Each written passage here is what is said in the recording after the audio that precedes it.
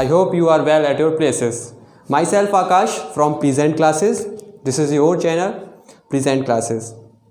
My dear friends, first of all, I want to say thank you so much from bottom of my heart for your kind support and your lovely. I am your academic teacher. So friends, today we are going to discuss the topic Introduction to Trigonometry of class 10th. It is a introduction to trigonometry. Most of the students को बच्चों सबसे ज़्यादा अगर किसी भी chapter में class 10th में problems जो आती है वो इसी चैप्टर में आती है, इंट्रोडक्शन टू ट्रिग्नोमेट्री. इसीलिए हमने ये फर्स्ट लेक्चर लिया है ऑफ मैथ्स क्लास 10th का. Okay, so in this chapter we will study only introduction to trigonometry. Class 10th में सिर्फ आप इंट्रोडक्शन टू ट्रिग्नोमेट्री ही जानेंगे. आगे आने वाले 11th में 12th क्लास में हम इसका डीप लर्न करेंगे, इसको डीप में जाएंगे इसके. लेकिन 10th तक सिर्फ हमारा इंट्रोडक्शन टू ट्रिग्नोमेट्री ही इनफ है. इसीलिए ज़्यादा डीप में ना जाते हुए हम सीधे सिर्फ इंट्रोडक्शन टू ट्रिग्नोमेट्री की ही बात करेंगे. इंट्रोडक्शन टू ट्रिग्नोमेट्री, इसमें जो हम पढ़ने वाले हैं इस चैप्टर में, in this chapter we will study about the trigonometric ratios and later we will study the trigonometric ratio for some specific angles, and at the end we will study some trigonometric identities. There are 3 identities in this chapter. The first is sin square plus cos square is equal to 1, and the second one is sec square minus tan square is equal to 1, and the third one is cosec square minus cot square is equal to 1. There are 3 identities and then we will finish this chapter. So सबसे पहले हम अगर बात करते हैं trigonometric की, तो ऐसा कि आप सब जानते हैं trigonometry is one of the most important branch of mathematics. Okay, and अगर आप आगे 11th में 12th में PCM अडॉप्ट करना चाहते हैं तो आपकी ट्रिग्नोमेट्री पे पकड़ अच्छी होनी चाहिए. ऐसा आज हम सिर्फ आज से अभी से और इस क्लास से सिर्फ इंट्रोडक्शन टू ट्रिग्नोमेट्री पढ़ रहे हैं, तो आज से अगर आप इसका आज से साथ देंगे तो ये आपका ज़िंदगी भर साथ देगा और ज़िंदगी भर आपका साथ नहीं छोड़ेगा मैथ्स में, स्पेशली फॉर मैथ्स. लेकिन अगर आप मैथ्स अडॉप्ट करना भी नहीं चाहते लेकिन फिर भी आप इसको डे टू डे लाइफ में बहुत यूज़ कर सकते हैं. ठीक है, हमारी डे टू लाइफ में बहुत यूज़ होती है ट्रिग्नोमेट्री. हर जगह पे आजकल तो अधिकतर यूज़ हो रही है ट्रिग्नोमेट्री. एक बात और, ट्रिग्नोमेट्री जो चैप्टर है, ये चैप्टर ओरिजिनल, अगर कोई आपसे पूछे कि कहाँ से ओरिजिनेट हुआ है, वैसे तो ये चैप्टर अडॉप्ट किया गया है ग्रीक लैंग्वेज से, या फिर जो रेशियोज़ हम पढ़ने वाले हैं ये पढ़ेंगे जो हमें ग्रीक, सबसे पहले जो साइन रेशियो है वो हमें ग्रीक ने दिया, ग्रीक लैंग्वेज से मिला है साइन. बट उससे भी पहले अ लॉन्ग टाइम एगो हमारे being a Indian we should be proud, हमारे one of the greatest mathematician Aryabhatta ji, उन्होंने ही इसका इन्वेंशन किया, जो कि उस टाइम उनकी लैंग्वेज में इसको जीवा नाम से जाना जाता था. बट लेटर ऑन जैसा कि हमारे फॉरेनर्स ने हमारे कंट्री के ऊपर अटैक किया, वो आए यहाँ पे, हमारी जितनी भी वर्दी नॉलेज थी, हमारी जितने भी बुक्स थी, वो सारे के सारे यहाँ से ले गए. उसके बाद उन्होंने इसे अपनी लैंग्वेज में ट्रांसलेट किया. आगे चल के हमें आज ये जो उन्होंने जिसका नाम जीवा दिया था, आज आके हमें ये साइन के फॉर्म में मिलता है. बट उन्होंने उसी टाइम पे ही लगभग 400 AD के अराउंड में इसको इन्वेंट किया था, जिसको उन्होंने अपनी बुक में आर्यभट्टम में इसे प्रोनाउंस जो किया था वो जीवा, एज अ जीवा प्रोनाउंस किया था. ओके, सो ये भी एक किसी दिन और बात करेंगे इसके बारे में, दूसरा लेक्चर डीप में जाएंगे तब उसकी हिस्ट्री के बारे में बात करेंगे ट्रिग्नोमेट्री. लेकिन आज जो हम पढ़ने जा रहे हैं वो फोकस आप बस रखिए इंट्रोडक्शन टू ट्रिग्नोमेट्री. अब आते हैं कि what is the meaning of trigonometry. Trigonometry का मीनिंग क्या है? तो ट्रिग्नोमेट्रिक मीनिंग नथिंग बट आपकी ट्रिग्नोमेट्री का जो मीनिंग है वो इसके वर्ड में ही छुपा है, ट्रिग्नोमेट्रॉन. ट्रिग्नोमेट्री को हमने यहाँ पे लिखा है ट्रिग्नोमेट्रॉन. ठीक है, तो ट्रिग्नोमेट्रॉन जो लिखा है इसमें इसका मीनिंग छुपा है. कैसे? देखो, ट्री, यहाँ पे TRI, ट्री का मतलब हो गया 3. ओके, इसके बाद आते हैं गॉन, GON, गॉन का मतलब हो गया यहाँ पे साइड. फिर आते हैं मैट्रॉन, मैट्रॉन का मतलब हो गया मेज़र. ओके, तो 3 plus side plus measure equal to 3 sides measurement, and the 3 sides measurement in which figure I think it is triangle. So in this chapter we will study, या हम कह सकते हैं कि जो ट्रिग्नोमेट्री है वो हमें स्टडी देती है या फिर हमें नॉलेज देती है. It is a study of relationship between sides and angles of a triangle. Okay, तो हम इसे कह सकते हैं कि ये नॉलेज जो है या फिर ये हमें रिलेशनशिप बताती है, ट्रिग्नोमेट्री जो हमें रिलेशनशिप बताती है वो किस किस के बीच में बताती है, ट्रायंगल के साइड्स के बीच में और उनके एंगल्स के बीच में हमें ये नॉलेज देती है ट्रायंगल। अब आते हैं इसका डे टू डे लाइफ में यूज़ क्या है। सबसे पहले डे टू डे लाइफ में इसका यूज़ क्या है वो हम जानेंगे, क्योंकि जब तक हमें यही नहीं पता होगा कि व्हाट इज़ ट्रिग्नोमेट्री या ट्रिग्नोमेट्री का कोई यूज़ है या नहीं है, बस एम ही पढ़े जा रहे हैं तो मज़े नहीं आएंगे। हमारा मेन मोटिव जो है वो ये है कि आप जो चीज़ पढ़ें उसको पढ़ने के साथ साथ उसे एब्जॉर्ब करें और एब्जॉर्ब करने के साथ साथ उसे फील भी करें, क्योंकि जब तक आप उस चीज़ को फील नहीं करेंगे तब तक आपको इंटरेस्ट नहीं आएगा। तो आप उसको फील करें। इसी वजह से मैं थोड़ी सी ज़्यादा नॉलेज देने की कोशिश कर रहा हूँ इसके बारे में। फिर हम अपना चैप्टर शुरू कर रहे हैं। ओके, तो जो आपको मैं बताना चाह रहा हूँ कि ट्रिग्नोमेट्री है, it is a study of relationship between sides and angle of a triangle. ठीक है, अब आते हैं हम कि इसका यूज़ क्या है डे टू डे लाइफ में। हमारे डे टू डे लाइफ में ट्रिग्नोमेट्री का कोई यूज़ भी हो रहा है या फिर है भाई बस पढ़ रहे हैं। तो आजकल की लाइफ में या फिर हमारे डे टू डे लाइफ में हम कह सकते हैं हर जगह लगभग अधिकतर इसका यूज़ हो रहा है, और इसका यूज़ एकदम मैजिक के फॉर्म में होता है। अगर आपको ट्रिग्नोमेट्री की नॉलेज है तो आप बहुत विदिन सेकेंड्स आप कोई भी कैलकुलेशन कर सकते हैं। कितनी भी डिस्टेंस हम आप बहुत ही कम सेकंड्स में, माइनर सेकंड्स में हम बता सकते हैं कि यहाँ से यहाँ तक की दूरी कितनी है। एज लाइक सपोज़ कीजिए एक स्टूडेंट ऑफ क्लास 10th और क्लास 12th और क्लास 8 किसी भी क्लास का, मान लीजिए कि 10th में हम हैं तो हम 10th स्टैंडर्ड की बात करते हैं कि student of class 10th going to visit Qutub Minar. Okay, वो कुतुब मीनार देखने चाहता है। अब वो कुतुब मीनार पहुँच गया। अब वो कुतुब मीनार पहुँचने के बाद he looks on the top of the minar. उसने टॉप ऑफ द मीनार पे देखा। सपोज़ कीजिए कि ये एक कुतुब मीनार है। ओके, अब एक स्टूडेंट है जिसका नाम है ए। उसका नाम क्या है? ए। वो आया कुतुब मीनार, उसने देखा, वो एक पोजीशन पे खड़ा हो, एक जो है वो यहाँ पे खड़ा हुआ है, एक उसकी पोजीशन है ए। अब मीनार की जो हाइट है वो BC है। ठीक है, अब वो वहाँ पे खड़े होकर उसके मीनार के टॉप पे देख रहा है। तो क्या आप बता सकते हैं कि what is the height of this Minar? Only बस सिर्फ देख रहा है, उसके पास कोई इंस्ट्रूमेंट भी नहीं है, कोई स्केल भी नहीं है जिससे वो उसको मेज़र कर सके। अगर मान लीजिए, चलो मैंने मान लिया यहाँ पे उसके पास स्केल भी होता तो क्या वो मेज़र कर सकता था? कुतुब मीनार की हाइट मेज़र करेगा स्केल से? नहीं कर पाएगा। लेकिन अगर उसके पास किसकी नॉलेज है? ट्रिग्नोमेट्रिक की नॉलेज है, ट्रिग्नोमेट्रिक रेशियोज़ की नॉलेज है, तो वो बहुत आसानी से बहुत ही कम सेकेंड्स में बता सकता है कि what is the actual height of this particular minar. Okay, let us take another example. अगर हम दूसरे एग्जाम्पल की एक बात करें तो हमें एक एग्जाम्पल कंसिडर करते हैं। सपोज़ अ स्टूडेंट और a boy is standing at the balcony of his roof. ठीक है, अपनी छत की बालकनी पे एक लड़का खड़ा है। अब वो वहाँ से छत से नीचे देख रहा है। Suppose on the other side road is across, मतलब इसके घर के सामने एक रोड हाईवे है जो कि गुजर रहा है उससे होते हुए उसके घर के पास से। अब वो वहाँ से देख रहा है कि उसके अपोजिट रोड के उस पार एक व्यक्ति है जो खड़ा है। अब वो ये सोचता है, क्या ये बता सकता है कि उस व्यक्ति जो खड़ा है उस पोजीशन से और जहाँ पे बालकनी उसका घर है उसके बीच में डिस्टेंस कितनी है? सपोज़ कीजिए कि मान लीजिए ये उसका घर है, ये उसकी घर की हाइट है, ये उसकी छत है। ठीक है, लड़का है सी, उसका नाम क्या है? सी मतलब लड़का है लेकिन उसका नाम शी है, हंसिए मत, बस एक एग्जांपल के तौर पे कंसीडर किया इसलिए इसको मान लिया हमने। उसका नाम है शी। ठीक है, अब वो सी है उसका नाम, what is name is C. अब वो छत की बालकनी पे खड़ा है, रोड पे देख रहा है, रोड पे एक उसके अंकल, दोस्त, भैया कोई भी हो खड़े हैं। अब वो सोचता है कि हमारे घर से इनकी कितनी दूरी है। क्या वो बता सकता है? जी हाँ, बिल्कुल बता सकता है। अगर उसके पास ट्रिग्नोमेट्री की नॉलेज है तो बिल्कुल बता सकता है। Within few seconds he will tell what is the distance between him and his house. Okay, so कब? जब उसके पास ट्रिग्नोमेट्री की नॉलेज होगी, ट्रिग्नोमेट्रिक रेशियोज़ की नॉलेज होगी, तब वो बहुत आसानी से बता सकता है कि what is the actual distance between them.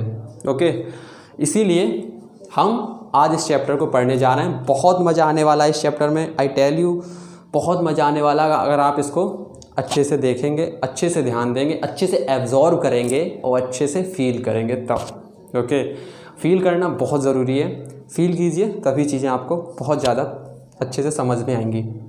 यहाँ पे आपको मैं रटवाने की कोशिश नहीं करूँगा। और एक बात और, मैंने जैसे कि आपकी शुरू से बोला कि most of the students of class 10th जब वो क्लास 10th में आते हैं तब उनको सबसे ज़्यादा अगर किसी में प्रॉब्लम्स फेस करनी पड़ती हैं या किसी को वो लेके ज़्यादा प्रॉब्लम, ज़्यादा टेंशन करते हैं या ज़्यादा उसके लिए सीरियस लेते हैं जिस चैप्टर के लिए, वो बस आपके सामने यही चैप्टर है, इंट्रोडक्शन टू ट्रिग्नोमेट्री।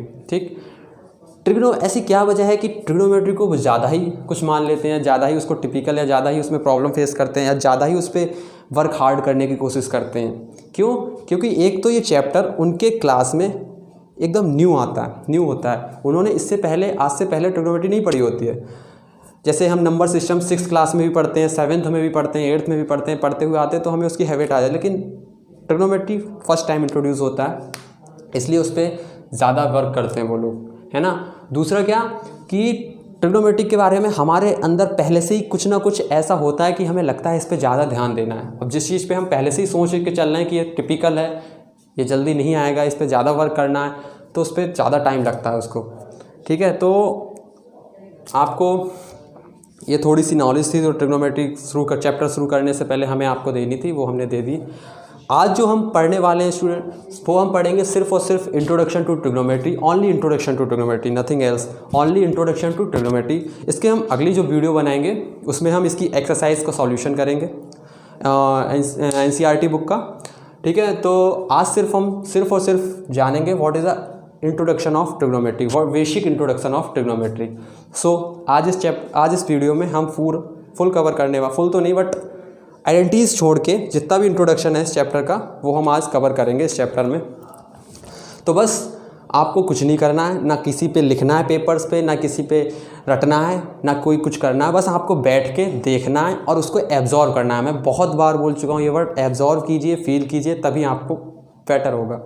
तो सबसे पहले शुरू करते हैं इंट्रोडक्शन टू ट्रिग्नोमेट्री में। जो हम, एक बात और मैं आपको बता दूं, जो हम इंट्रोडक्शन टू ट्रिग्नोमेट्री चैप्टर में जो हम एंगल कंसीडर करेंगे या फिर जो हम ट्रायंगल लेंगे वो हमारा ट्रायंगल होगा राइट एंगल ट्रायंगल। दूसरी चीज़, इसमें जो हम एंगल कंसीडर कर रहे हैं वो सारे के सारे एक्यूट एंगल होंगे। ठीक है, acute angle you know very well because you are so intelligent, so you can tell me. Acute angles वो होते हैं जो 0 डिग्री से लेके 90 डिग्री तक होते हैं। ठीक है, वो सारे के सारे एक्यूट एंगल होते हैं। तो हम इसमें कंसीडर जो करेंगे वो सिर्फ और सिर्फ एक्यूट एंगल करेंगे कंसीडर, उसके अलावा और कोई ना ऑब्ट्यूज करेंगे, ना स्ट्रेट, ना रिफ्लेक्स, कुछ नहीं, सिर्फ और सिर्फ एक्यूट एंगल। ठीक है, हाँ 11th 12th में हम इसके डीप नॉलेज लेंगे जब हम और उनकी डिग्रीज या फिर उनके एंगल्स निकालेंगे तब हम उसके बारे में पढ़ेंगे, लेकिन सिर्फ और सिर्फ 10th में आपको फोकस जो करना है वो सिर्फ और सिर्फ ट्रिग्नोमेट्रिक बेसिक के ऊपर फोकस करना है, नथिंग एल्स। ठीक है, हमारे लिए वही इनफ है 10th में। सो हम इसमें जो पढ़ने वाले हैं वो हम सबसे पहले कंसीडर करेंगे एक राइट एंगल ट्रायंगल, हमारा राइट एंगल ट्रायंगल होगा।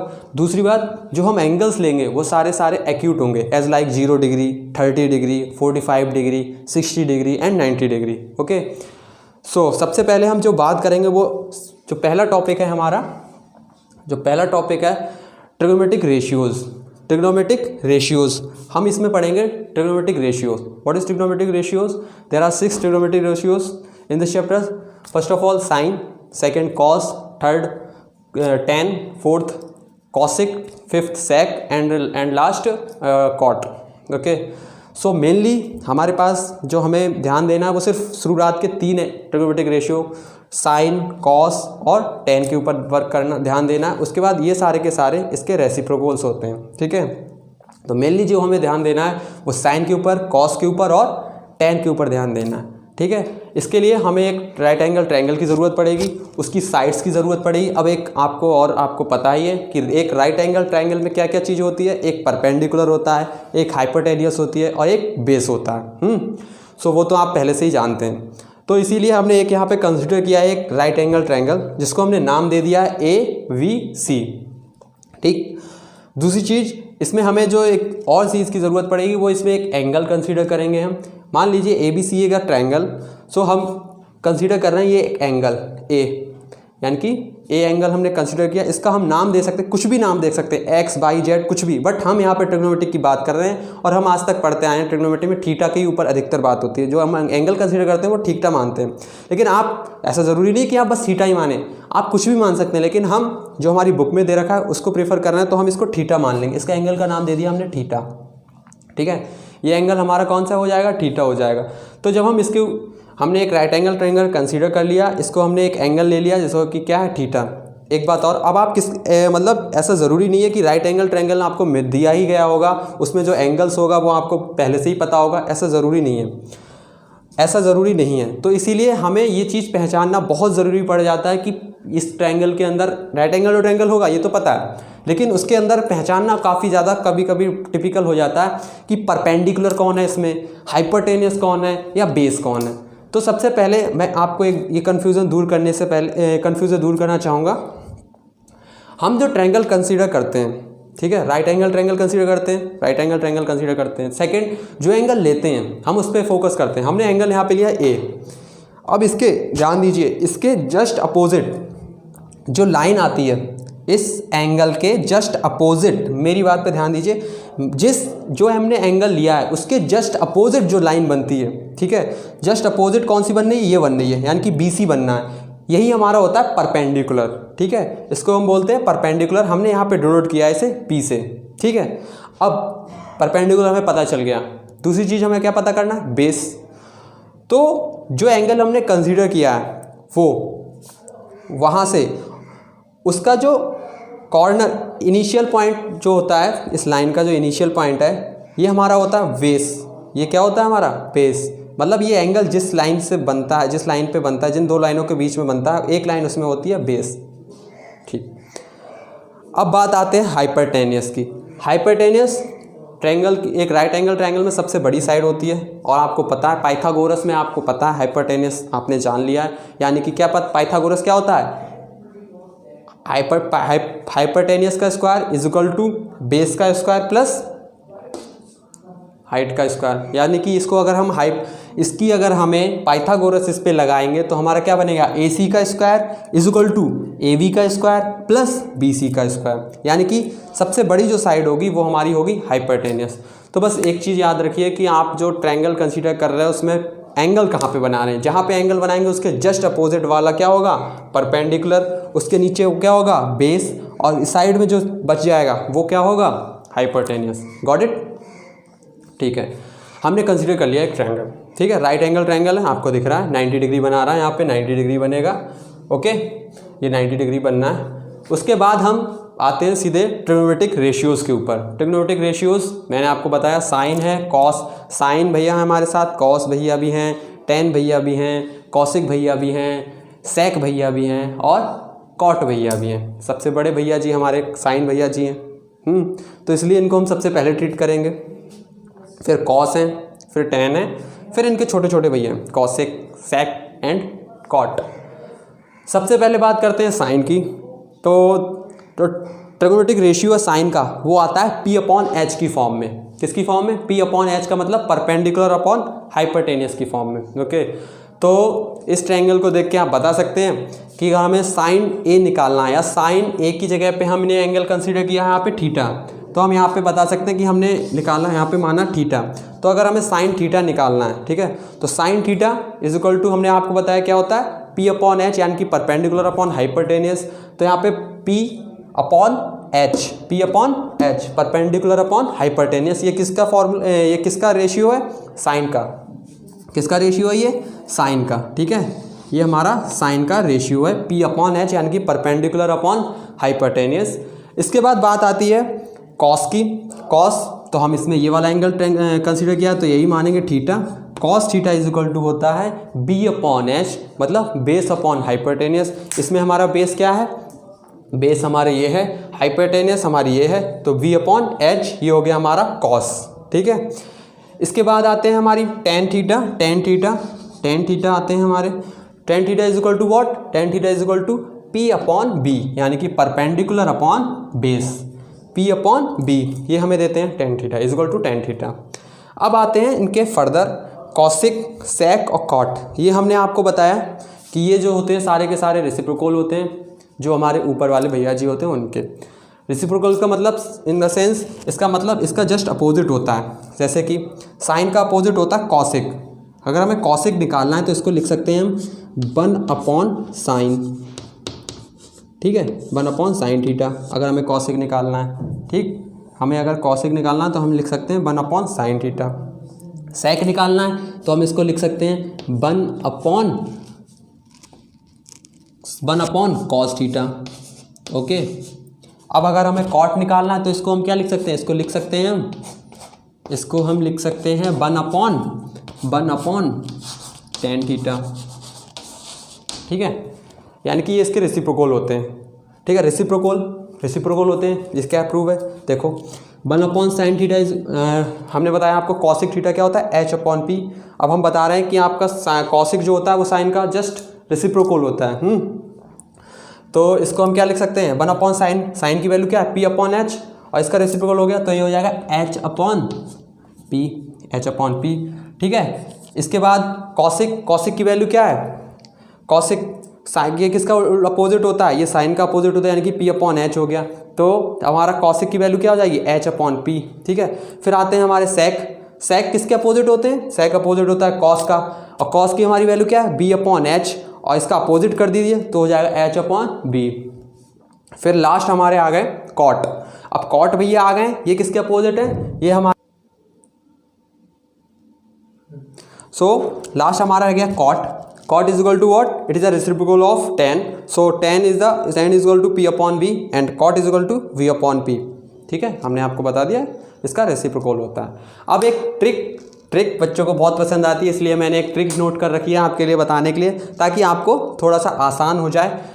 वैसे इस ट्रिक की आपको ज़्यादा ज़रूरत नहीं पड़ने वाली है अगर आप चीज़ को एब्जॉर्ब कर रहे हैं तब, लेकिन अगर एब्जॉर्ब नहीं कर रहे हैं तो आपको ट्रिक यहाँ पे एक लिख रखी है जो कि मैंने भी यूज़ की है, बट आपको बता दूँ, जैसे कि मैं ट्रिक को नहीं मानता बट आपके लिए लिख लिए, तो इसको मैं बता दे रहा हूँ।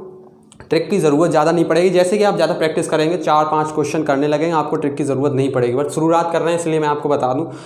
ट्रिक में हमारे जी एक इन्वॉल्व हो रहे हैं पंडित जी, हमारे देश के विद्वान पर्सनैलिटी होती है।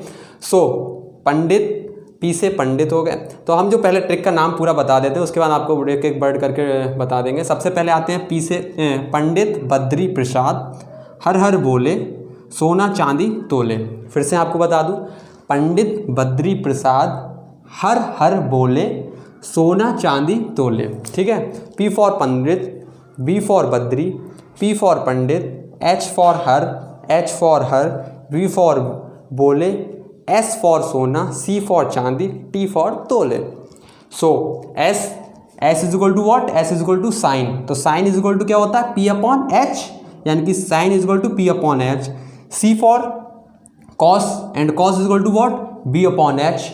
लास्ट में टेन यानी कि T for what tan, and tan is equal to P upon B. Check कर लीजिए, sine is equal to P upon H, cos is equal to we upon H, और tan is equal to P upon B. So ये हमारा था आज का trigonometric ratio.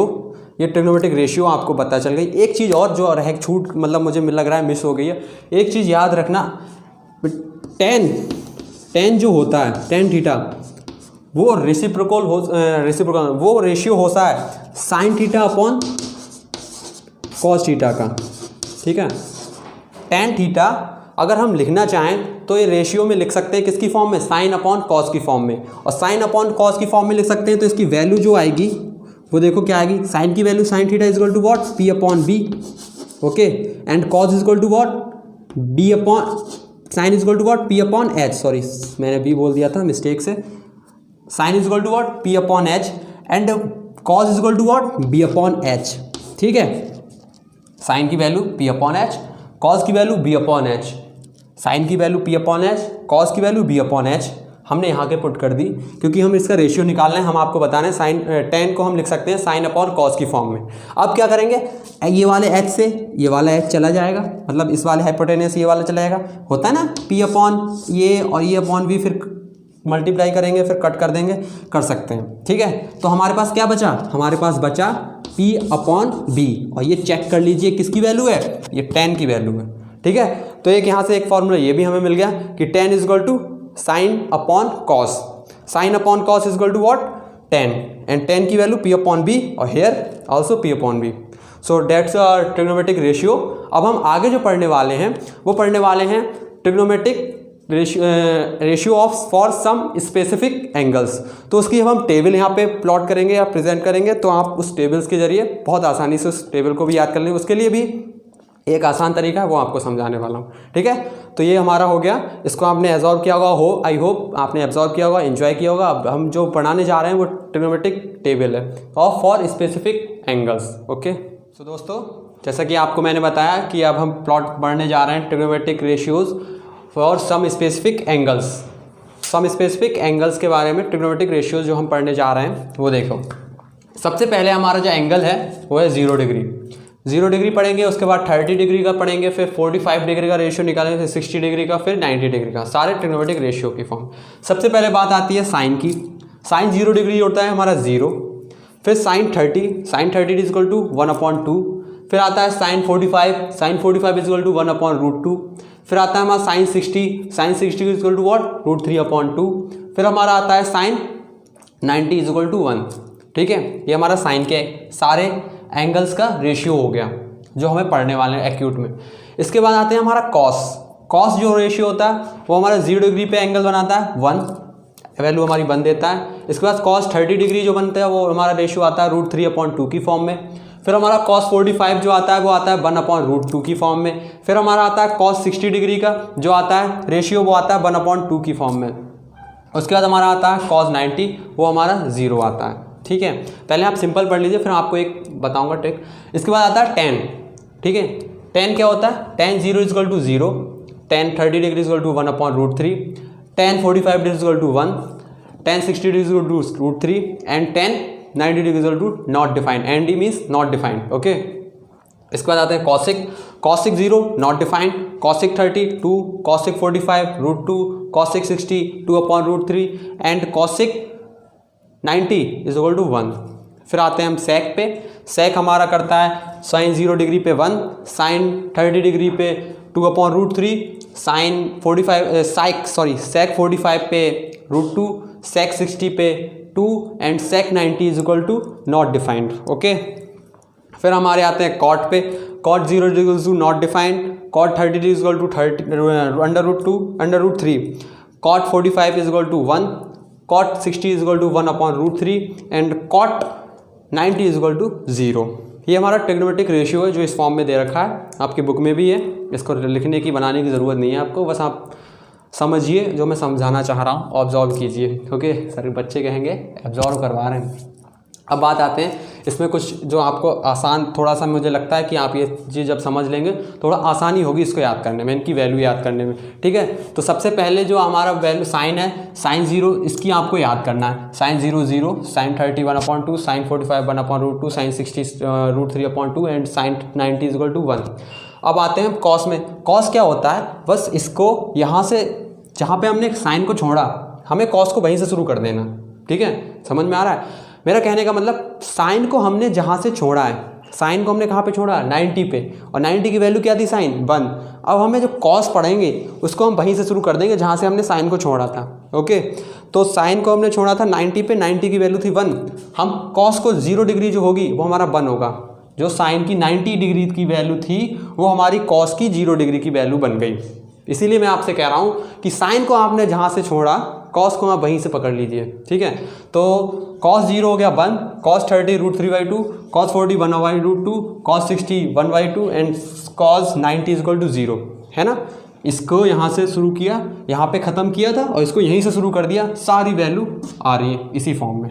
ठीक, इसके बाद tan आते हैं। tan 0 0 होता है, फिर 1/√3 होता है 30 पे, tan 45 पे 1 होता है, tan 60 पे √3 होता है और tan 90 पे नॉट डिफाइंड। मेरा एक्शन देखिए, tan 0 0, tan 35, बस ये वैल्यू याद रखनी है इसमें 1/√3, और tan 45 1, tan 60 √3 और tan 90 नॉट डिफाइंड।